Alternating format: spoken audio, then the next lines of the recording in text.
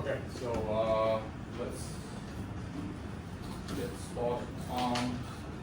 I did this. So this week is week 6. I have uploaded this week PowerPoint just I believe this yesterday. I apologize. Usually I would normally update the course content prior to the week before, but since last week, I know you guys Saturday, I definitely know my graduate student had a chance to attend the 50th anniversary of this institute. Last week, Saturday, was 50 years anniversary of the institute, so there was quite a growing activity going on. So regardless, I had some delay putting up this course content. But, anyway, so today, this week, I will continue on pushing. So this is according to Postal Eastland. This is chapter 3. So chapter 1, basically, if you had a chance to have the book, you can find it electronic copy on the website. So chapter 1 is basically a thermodynamic review, right? Chapter 3 is diffusion, and chapter 2 is diffusion, and chapter 3 is crystal interface and microstructures.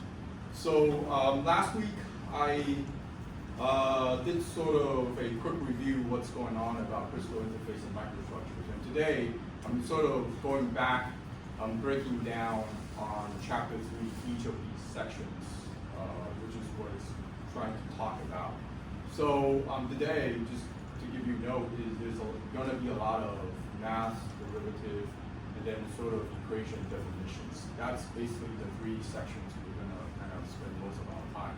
So just, I want to caution you is, if, I definitely know afternoon is the time where you tend to go off because you just have a heavy lunch or mild lunch. So anyway, if you have your electronic tablet, I suggest you use your electronic tablet to copy the notes I'm going to provide. Or you, either way, if you're an old-fashioned guy just like me, you can get a pencil or pen and then papers to copy it down.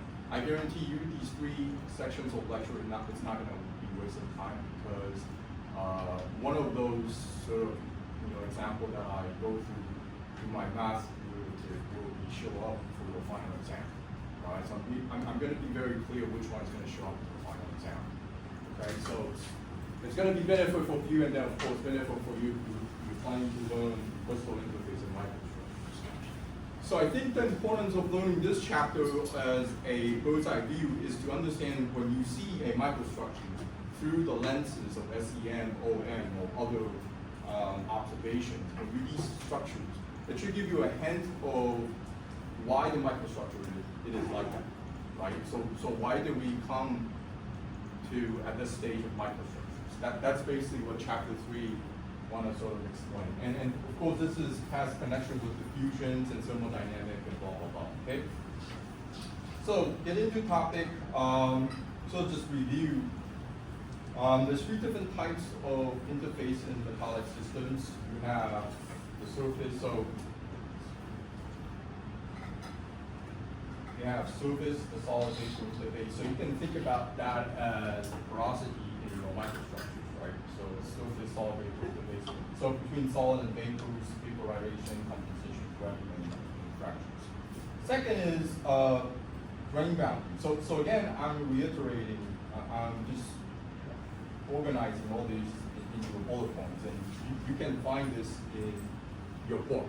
Right? I'm just grabbing this from the book. So there's 3 different types of interface in metallic systems. So I'm just saying metallic systems. Right? So grain boundary. So this is very obvious. You have alpha-alpha interface or beta-beta. So same compositions and crystal structures, but different orientation. Right? So it's just how the element is being aligned or periodically being stationed at a lattice site, so that you have different compositions that result in different grain boundaries. Right? So to play around that, there's all sorts of methods that you can adjust your grain boundary. Right? As a material scientist, I'm sure you're aware of the crystallization, grain growth, and etc. Right? So that's annealing, twig.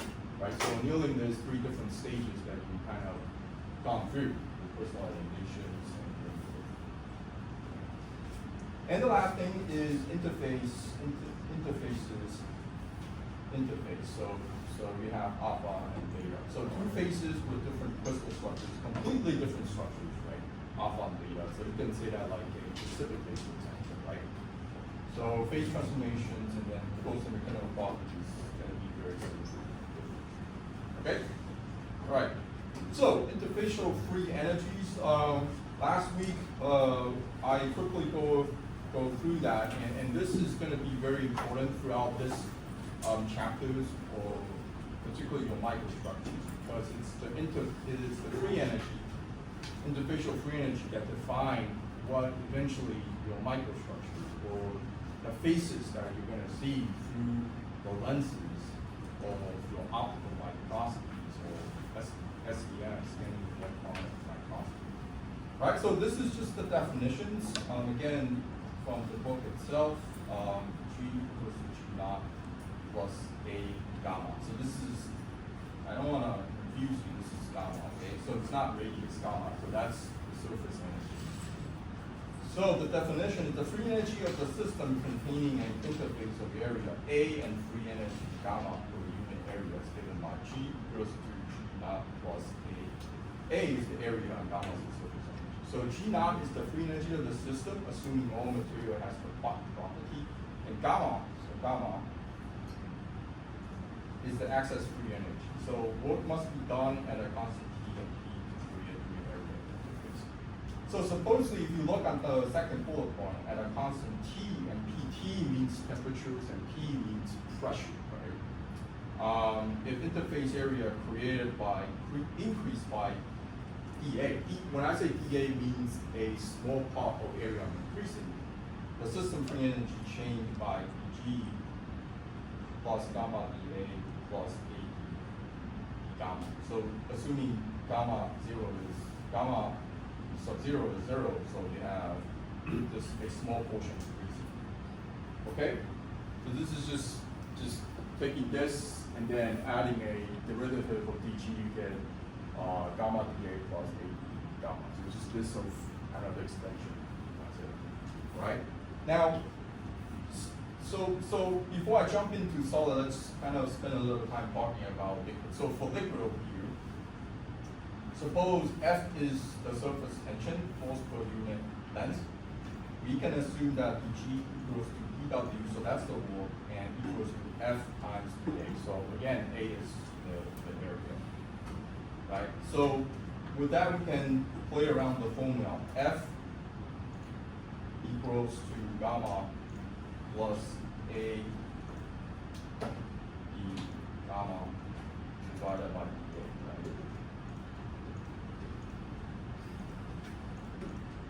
right? So how do we get F equals to gamma? It's because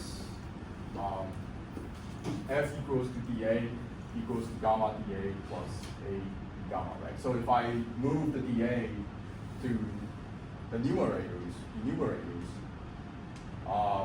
you subtract and you get gamma plus A gamma divided by dA. So it's that simple, right? So for liquid, you can assume gamma divided by dA is 0, and F equals to gamma. Okay, so to give you the unit, this is Newton is F, the force is Newton divided by M, and gamma unit is J divided by M squared. Right? So what this tells you is that the surface free energy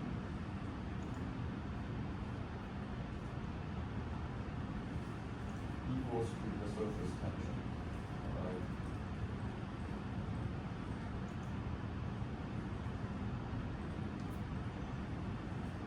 So that's only for liquid. Right? So again, this is not for solid. Not for solid. Just say liquid. So the surface free energy equals to the surface tension. Okay, so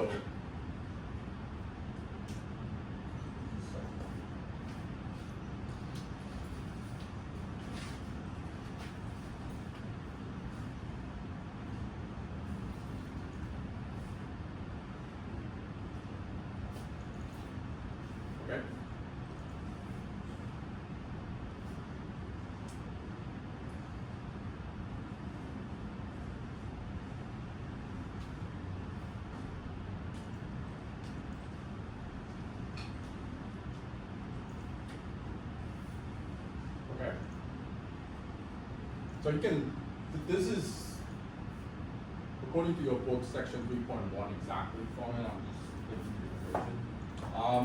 So if you move to your next slide, which I'm going to about to, is the next slide I'm going to talk about is the surface energy of a particular phase, right? So if you look on your next slide, I use FCC.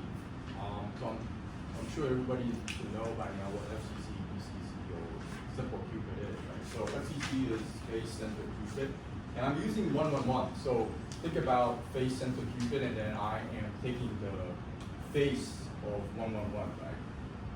So what is the surface energy on FCC 111? What is that surface energy? So we're gonna calculate that, right?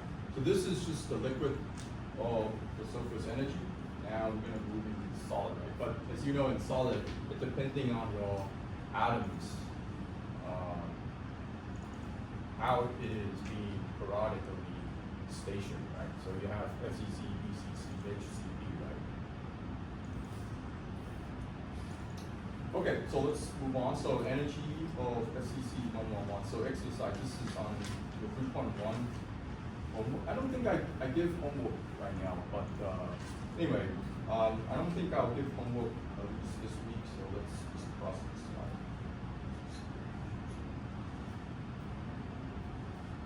All right, so FCC, so let's define a couple of few terms. So epsilon is the bonding term, right? If you want to break a atoms between atoms, there's the bonding energy you have to break, right? So that's the epsilon. So if a bond is broken, the energy of each of the atoms is raised by half of epsilon, right? So you're breaking two atoms, you're cutting it off is half of the epsilon, right? All right? So again, is for FCC structures, you have this structure, right? And then you have atoms like this on areas, and then on the faces itself, it has like this, like material drawing, but I think you get the gestures. Now, on figure 3.2, try to take some images on the book. On figure 3.2, you can see if we look at particularly plane, like on the FCC 111, you see the texture of it is from the top view. The 111 will be looking like this, and then 200, and then 220, right? So just you need some 3D images in your mind thinking now, okay? So I'll sort of kind of jump back and mention why we're talking about this. So moving on is compare with a Bach airy surface atom on 111 surface plane has lost 3 of nearest neighboring atoms. So what does this even mean? So for example, on the right hand side, this is a 111 surface. Just assume this is a 111 surface. So we're cutting it down.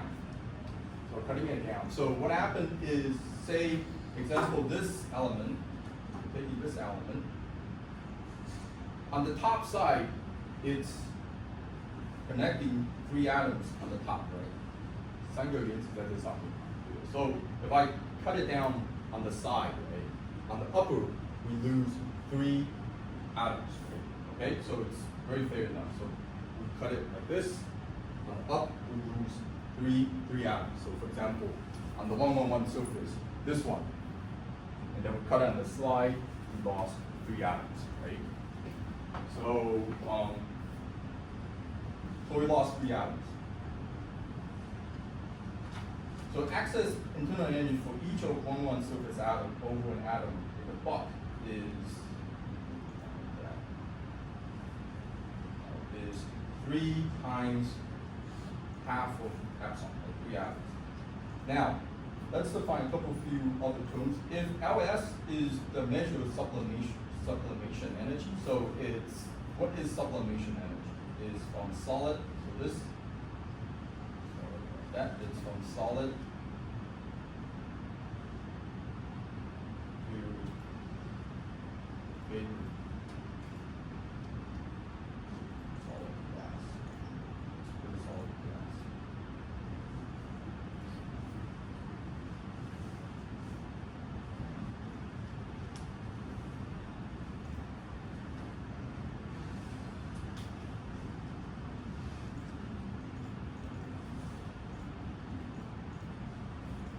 volatile gas per mole. And FCC structure has a coordination number of 12 times Na. So Na is the Avogadro number. So FCC has a coordination number of 12. Right? This is FCC. So therefore, LS can be defined 12 Na 就是亚佛加的常数 ，12 is the coordination numbers times a half of epsilon. Okay, so on 111 surface, excess energy for surface atom is, so the surface excess energy is defined as E solid vapor at 111 equals to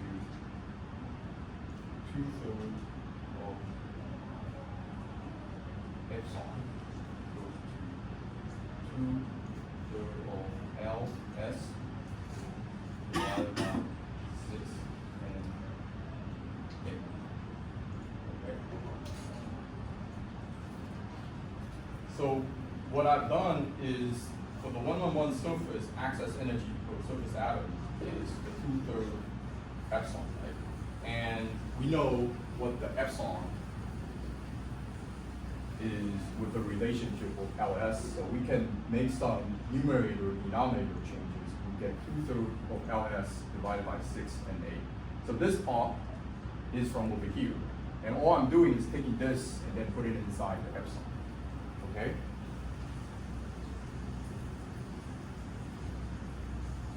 So again, is the 111 surface excess energy for surface atom is 2/3 of LS. The LS is the sublimation energy divided by 6 and 8. Na is Avogadro times. Okay? That's it. Okay? So,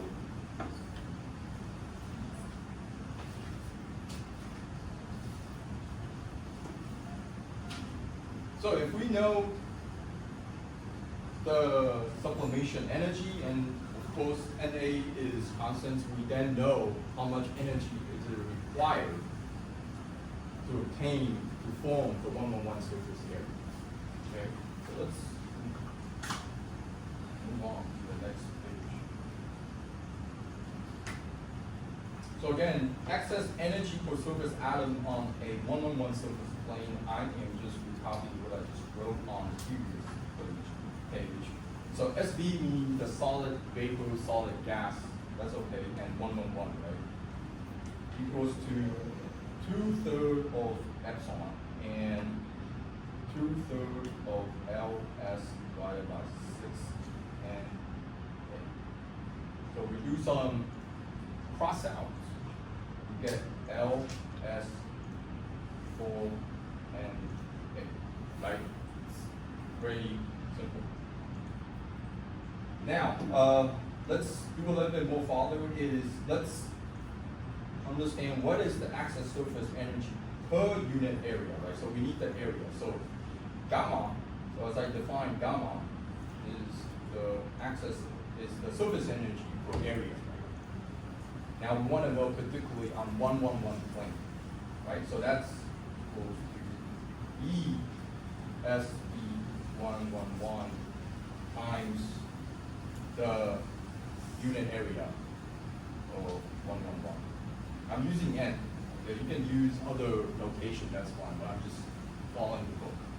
All right, so N is the atomic density of 111, so it can be calculated. So this is just a review of your fundamental of material, right? Fundamental of material. What is the plane density of FCC 111?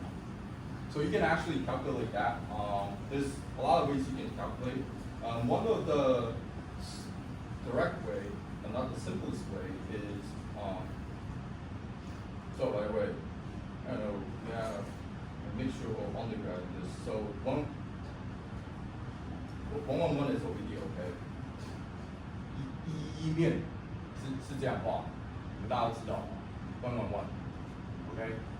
So this is going to be important because if I change the question into, say, 110 or 100 plane, that's going to be an entirely different plane density. Okay? So this is 111. So the 111 meaning that how many atoms we have come crossing by. So I'm going to draw that. So we have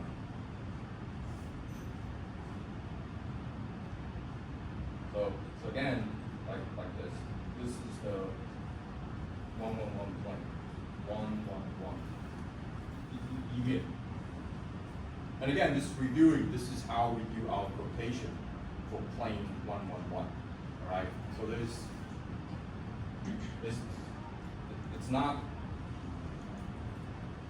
So if I write like this, what does this 111? This is 如果我写成这叫中括号。So if I put instead of 111 like this, what does that mean? If you know the answer, you can just say it out loud. 如果我用中括号意义是什么意思啊？是方向嘛，对不对？各位大哥大姐应该都知道，好不好？哦，因为有时候我看你，我不知道你到底是，你是知道，所以不知道问。哦 ，fine, okay, so how do you calculate the? So by the way, so this plane, how many atoms do we have on 111 plane? So you can do a quick math.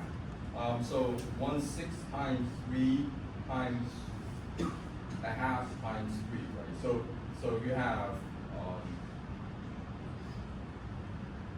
So basically, this over here is half, right? And then this is like 1/6. Changing the color. So this is the half, and then over here, this one is like 1/6, right? Right? So you should really know that. So that's 2. So you have 2 atoms, right? Very simple. Now, how do you calculate the plane density? So plane density is defined of how many atoms is on a plane. So as I just defined, it's 2 atoms on 111, right? 2. Divided by, so now we have to calculate the area on a unit cell, right? So I'm gonna jump this very quickly. This is for radical 3 times radical 3 squared. So how did I get this number? That would be your homework. You don't have to submit this. This would be homework to go home and calculate this. So how do we get the 111 plane area? So you can do some math, geometry to obtain that answer. So over here, you get 2 times 4. So I'm moving the denominators to the numerators. Radical 3 times 4 radical 3. Okay, so to answer this one, it is 4. So that's the answer. Okay?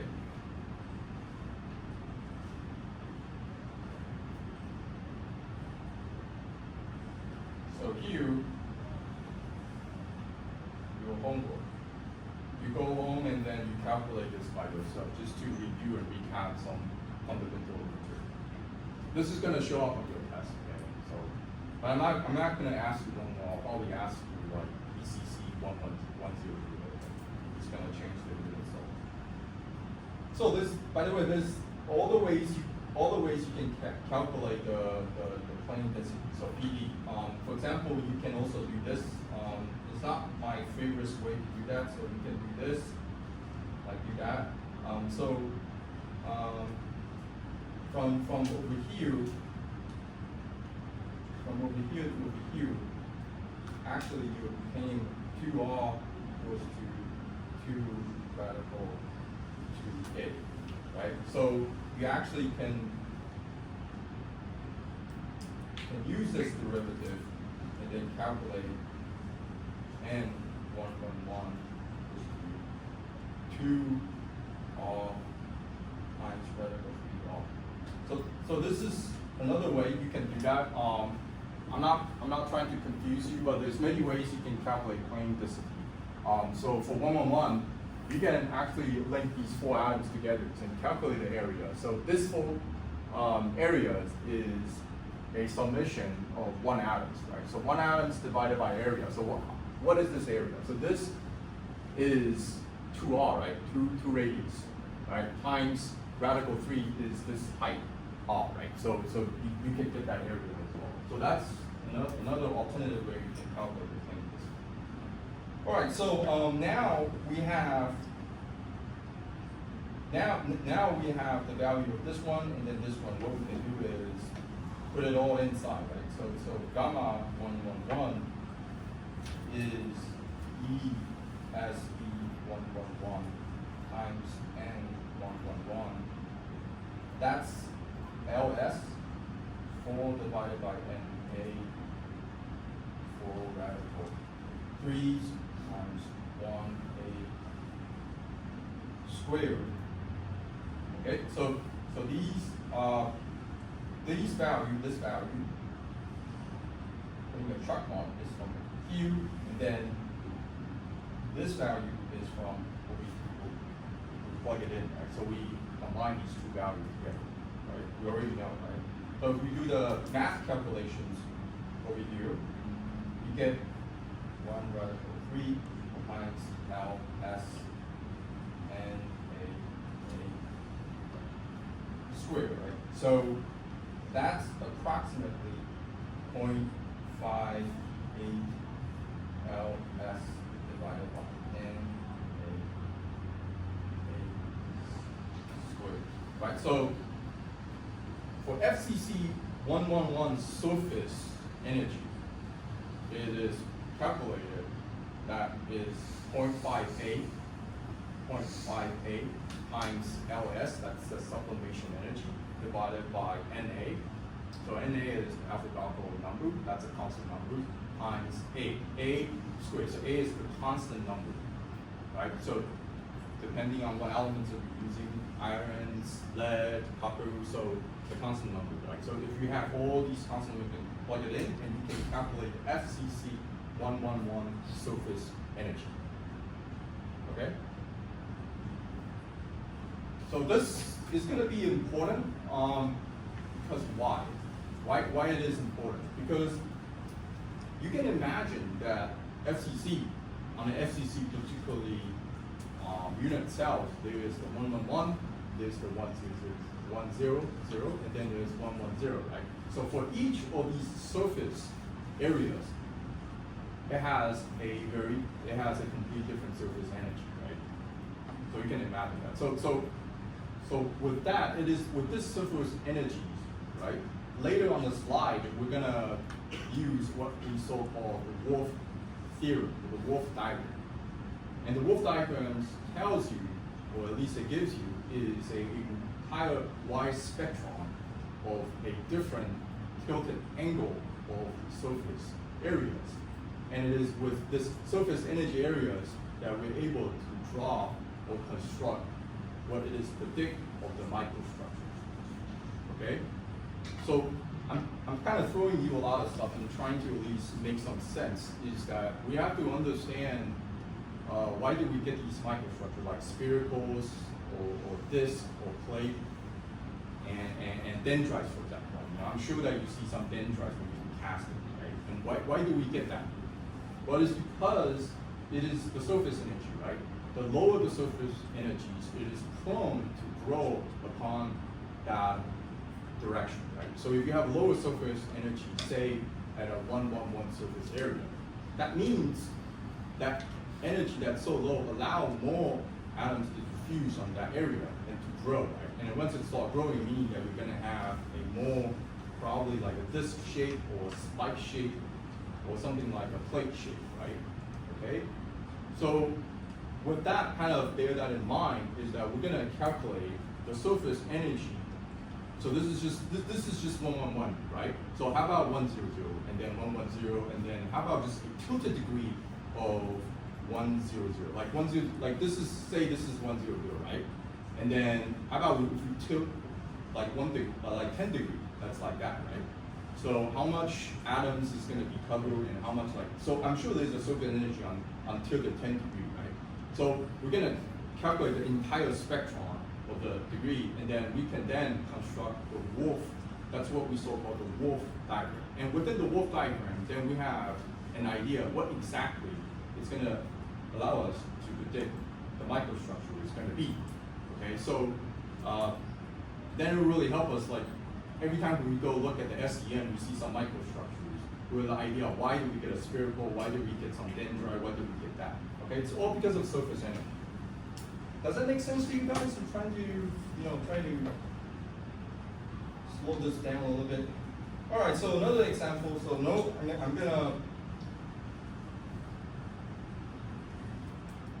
I'm gonna exempt you guys. No homework. Okay, so no homework. Let's do FCC 200 again for another example. So surface energy of FCC 200 plane, broken bond energy is epsilon divided by 2. So it's always when you broke energies from two atoms, it's half of it, right? You're broken at half of it, right? And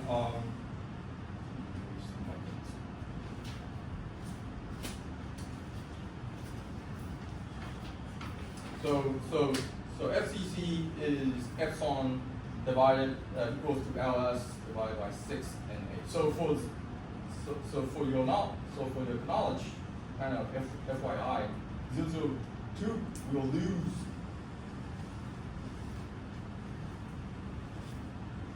four atoms. Okay.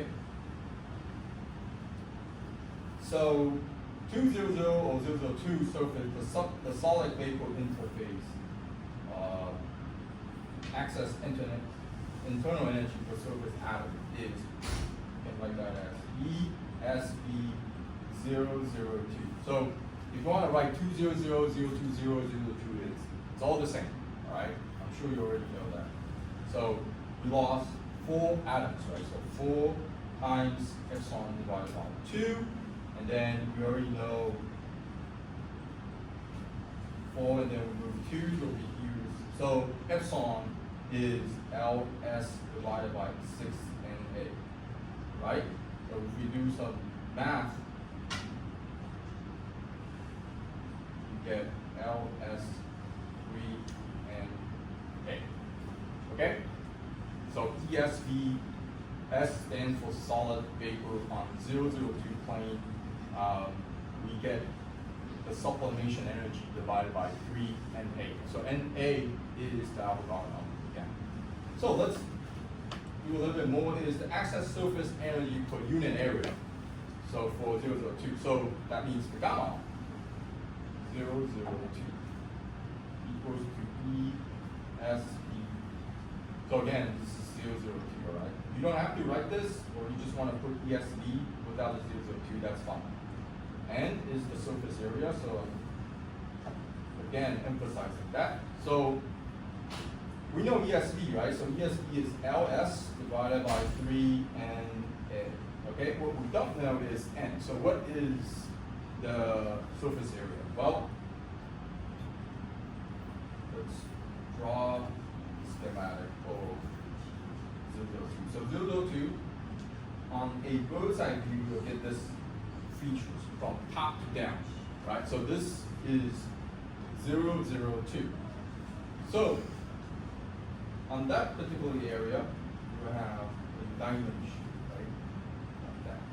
And this is from this group here.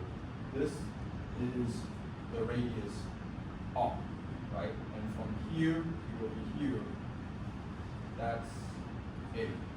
So that's the lattice constant of FCC, right? So with this calculations, you can go ahead and do your calculation. 2R equals to 2 radical to A, okay? All right, so if you're a little uncomfortable about crystallographic or 3D structures, projections, take some time for this week to do some review, because this is going to be on the test. Again, this is very, very important, at least how we define later on how the microstructures evolutions, all right? So with that, then we can calculate the entire area that's inside this, right? So that basically is, that area holds 1 atom. And the area is 2 radical 2a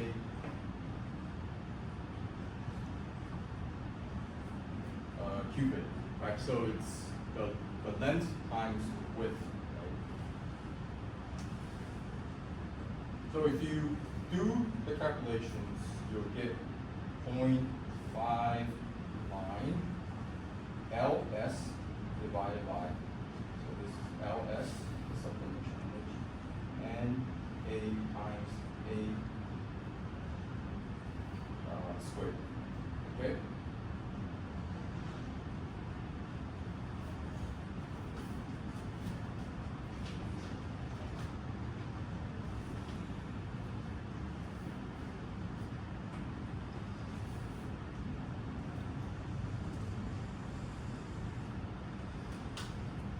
So this is the last practice I'm going to do. So you can imagine that we have to do 110 for FCC, right? And then there's also the BCC 111, and then 100, and then 110, right? So each of these surface area of unit cell has different surface energy, okay?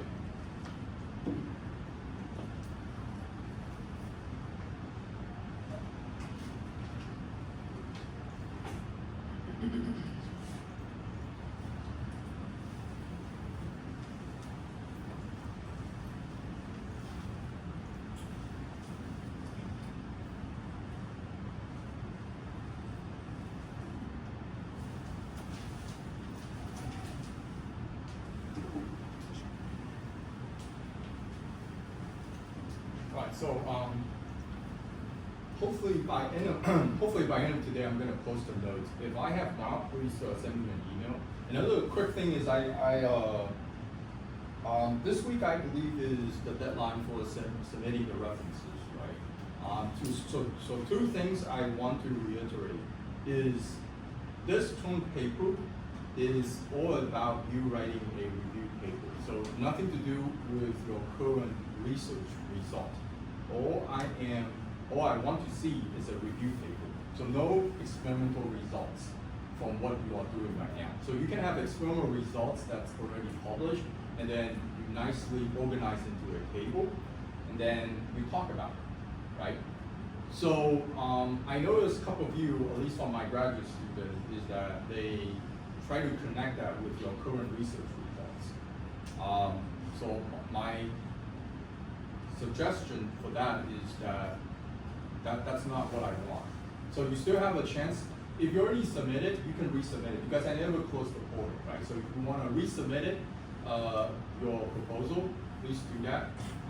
As long as you already have a record on that, there's no point deduction. It's by leading. If you submit, you get the full point. So you always have a chance to go up there and do some revision.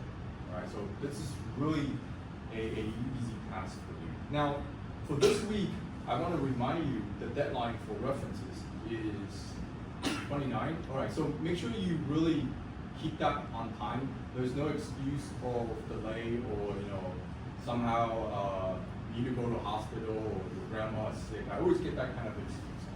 So what? I already told you that the deadline is a fix, no excuse.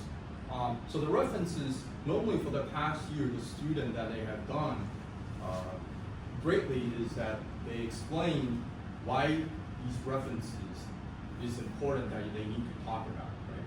So me saying that doesn't justify you putting a sentence telling me, hey, professor, this paper is important because it helped my research, period, right? So that's really terrible. So if I get that kind of sentence, I will, of course, still give you a full mark, but I will reject it. So I want to see, understand why are you using these papers as references to talk about a review paper.